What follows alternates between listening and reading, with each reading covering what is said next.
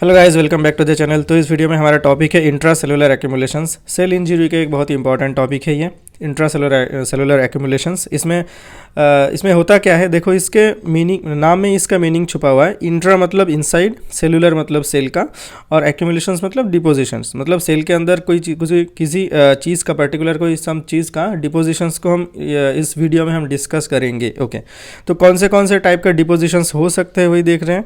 देखो, प्रोटीन्स का डिपॉजिट हो सकता है, लिपिड हो सकता है, hyaline, glycogen, water, calcium, pigments, इतने सारे चीज़ सेल के अंदर आफ्टर सेल इंजरी, देखो फॉलोइंग अ सेल इंजरी ये डिपॉजिट हो सकते हैं। ठीक है, यहाँ पे ये इतना सारा डिपोजिशंस हम एक ही वीडियो में नहीं कवर करेंगे। पहला 4 वाला जो है proteins, lipids, hyaline and glycogen, इस वीडियो में डिस्कस करेंगे। नेक्स्ट वाले वीडियो में बाकी सारे। ओके, तो चलिए शुरू करते हैं। तो पहले आता है ग्लाइकोजन पे, ग्लाइकोजन डिपोजिशन।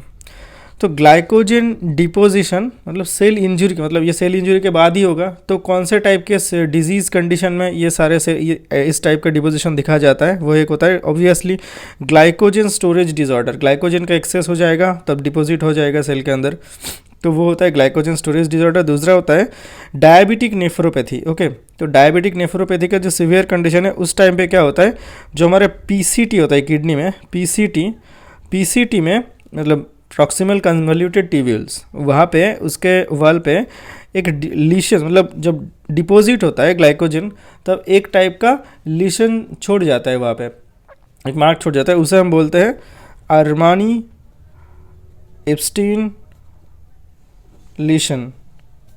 ओके, उसे हम बोलते हैं अरमानी एप्स्टीन लीशन। तो ये देखा जाता है कहाँ पे, डायबिटिक नेफ्रोपैथी पे, जो सीवियर कंडीशन में। और यही सेल के अंदर, सेल के इंट्रासेलुलर साइट पे ग्लाइकोजन डिपॉजिट हुआ है कि नहीं वो चेक करने के लिए जो सारे स्टेन हम यूज़ करते हैं उसमें बहुत ही इंपॉर्टेंट स्टेन है ग्लाइकोजन के लिए पास स्टेन और पीरियोडिक एसिड शिफ्ट स्टेन। ठीक है, पास का फुल फॉर्म है पीरियोडिक एसिड शिफ्ट। और ये अगर स्टेन होता है, ग्लाइकोजन अगर प्रेजेंट होता है तो वो सारा पार्ट जहाँ जहाँ पे ग्लाइकोजन होगा वो पिंक कलर में स्टेन होगा, पिंक और मैजेंटा कलर। और हिस्टोपैथोलॉजी में ये ग्लाइकोजन मतलब जिस एरिया में है वो सारे क्लियर वैक्यूल्स की तरह मतलब दिखाएगा, क्योंकि glycogen dissolves in aqueous fixatives, because glycogen dissolves in aqueous fixatives.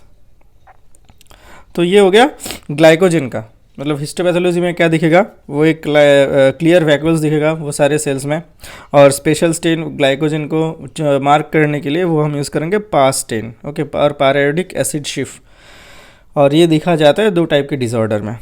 ठीक है, इस दूसरे टॉपिक पे आ जाते हैं हम, जो सारे एक्यूमुलेशंस में, वो उनमें से एक है लाइपिड और फैट डिपोजिशन। ये देखो, लाइपिड डिपोजिशन 2 टाइप में हो सकता है, एक ट्राइग्लिसराइड डिपोजिट हो सकता है, दूसरा होता है कोलेस्टेरॉल डिपोजिट और कोलेस्टेरॉल एस्टर्स। ओके, तो ट्राइग्लिसराइड डिपोजिट हो सकता है जब ट्राइग्लिसराइड का लेवल ज़्यादा हो जाएगा, लाइक फैटी लिवर डिजीज़ में। और स्टियाटोसिस, लाइक माइक्रो, इसमें स्टियाटोसिस क्या क्या हो सकता है, माइक्रो वेसिकुलर और macro vesicular. Okay, fatty liver disease में और स्टियाटोसिस में हम सेल के अंदर लिवर में, मतलब वहाँ पे हम ट्राइग्लिसराइड एक्यूमुलेशन और डिपोजिशन देख सकते हैं। ठीक है, और कोलेस्टेरॉल डिपॉजिट कब होगा पैथोलॉजिकली, तब होता है जब एथेरोस्क्लेरोसिस, सबसे इंपॉर्टेंट ये एथेरोस्क्लेरोसिस जो होता है वो कोलेस्टेरॉल डिपॉजिट होने की वजह से ही होता है उसका। और दूसरा होता है ज़ैंथोमा, तीसरा होता है कोलेस्टेरोलोसिस। ठीक है, कोलेस्टेरोलोसिस।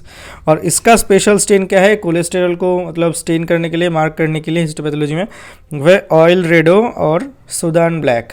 ठीक है, सुडान ब्लैक और ऑयल रेड ओ, ये दोनों स्टेन फॉर लिपिड और फैट ड्रॉपलेट्स। इसके बाद आ जाते हैं इंट्रासेलुलर जो सारे डिपोजिशंस में से एक इंपॉर्टेंट है प्रोटीन डिपोजिशन।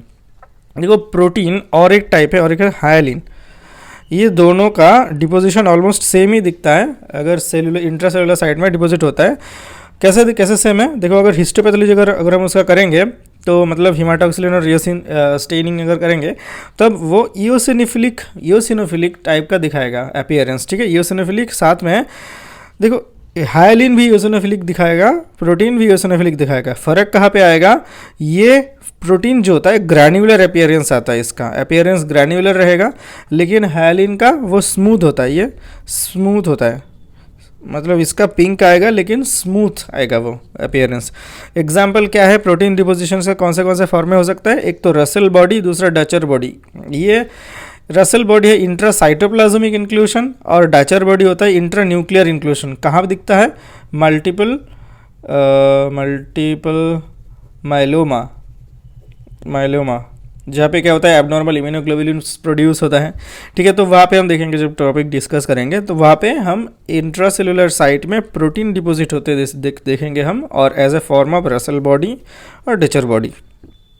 ओके, प्रोटीन हो गया। लास्ट क्या है हमारा, हायलिन डिपोजिशन। हायलिन एक बहुत ही कॉमन सब्सटेंस है डिपॉजिट होने के लिए, हम बहुत सारे जगह पे देखेंगे हायलिन। ये इंट्रासेलुलर साइड डिपॉजिट हो सकता है, एक्स्ट्रासेलुलर साइड भी हो सकता है, लेकिन यहाँ पे हम क्योंकि इंट्रासेलुलर एक्यूमुलेशन पढ़ रहे हैं तो इंट्रासेलुलर टॉपिक इंपॉर्टेंट है। तो देखो हिस्टोपैथोलॉजी में हायलिन जो है वो यहाँ पे बोला था मैंने, हायलिन और प्रोटीन सेम दिखता है, ऑलमोस्ट पिंक यूसिनोफिलिक ऐसे दिखता है, लेकिन यहाँ पे स्मूथ अपीयरेंस होगा, स्मूथ अपीयरेंस। ओके, जहाँ पे प्रोटीन दिखता है ग्रैन्युलर अपीयरेंस दिखाता है। ठीक है, तो दीज आर फाउंड इन कहाँ पे, देखो बहुत सारे लीवर पैथोलॉजीज में देखा जाता है हायलिन डिपोजिशन। एक होता है नैश, मतलब non alcoholic steatohepatitis, non alcoholic steatohepatitis मतलब नैश। यहाँ पे हम देखेंगे हायलिन डिपॉजिट होने के, क्योंकि कहाँ पे हम इंट्रासेलुलर साइड में देखेंगे हम हायलिन। ओके, दूसरा है कि इंडियन तुम्हारे देखो दो सिरोसिस कंडीशन में, सिरोसिस जो है लिवर सिरोसिस, दो सिरोसिस कंडीशन में हमारा ये हायलिन डिपॉजिट हो सकता है। एक तो इंडियन चाइल्डहुड सिरोसिस और दूसरा होता है हमारा प्राइमरी बिलियरी सिरोसिस। तो सिरोसिस दो में चला गया, सिरोसिस में होता है हमारा हायलिन डिपोजिशन, इस दो टाइप के सिरोसिस में। इसके बाद आता है विल्सन्स डिजीज़, और सबसे important alcoholic liver disease. Alcoholic liver disease में बहुत कॉमन होता है हायलिन डिपोजिशन, क्योंकि अल्कोहलिक लिवर डिजीज़ बहुत कॉमन भी है। इसके बाद हेपेटोसेलुलर कार्सिनोमा भी हो सकता है, एसीसी, और फोकल नोड्यूलर हाइपरप्लेसिया, इतना इंपॉर्टेंट नहीं है। तो यहाँ पे हमें ये इंपॉर्टेंट चीज़ के बारे में जानना है, अल्कोहलिक लिवर डिजीज़, यहाँ पे हायलिन डिपॉजिट होता है। ठीक है, तो यहाँ पे देखो क्या होता है, जो फॉर्म में मतलब हायलिन डिपॉजिट होने के बाद जो सारे स्ट्रक्चर फॉर्म करता है, जैसे डायबिटिक रेटिनोपैथी में हम देखें वहाँ पे आर्मानी एब्स्टीन लीशन दिखाता है, तो यहाँ पे भी ऐसा कुछ दिखाएगा। तो यहाँ पे कौन सा फॉर्म होता है, वो मेलोरी हायलिन बॉडीज़, हायलिन बॉडी। तो यहाँ पे क्या होता है, मैलोरी हायलिन बॉडी के फॉर्म में हायलिन डिपॉजिट होता है, मतलब जैसे स्ट्रक्चर फॉर्म करता है अल्कोहलिक लिवर डिजीज़ में हमारा इंट्रासेलुलर हायलिन, उसे हम बोलते हैं मैलोरी हायलिन बॉडीज़। तो यहाँ पे देखो ये फॉर्म किस चीज़ से होता है हायलिन, यहाँ पे मैलोरी हायलिन बॉडीज़, ये फॉर्म होता है साइटोकेराटिन 8 और साइटोकेराटिन 18, जो कि एक टाइप का इंटरमीडिएट फिलामेंट्स हैं। ठीक है, इंटरमीडिएट फिलामेंट से ये फॉर्म होता है एक टाइप का हायलिन डिपोजिशन, मैलोरी हायलिन बॉडीज़ जो स्ट्रक्चर फॉर्म होता है, और यहाँ कौन से डिजीज़ में होता है, अल्कोहलिक लिवर डिजीज़।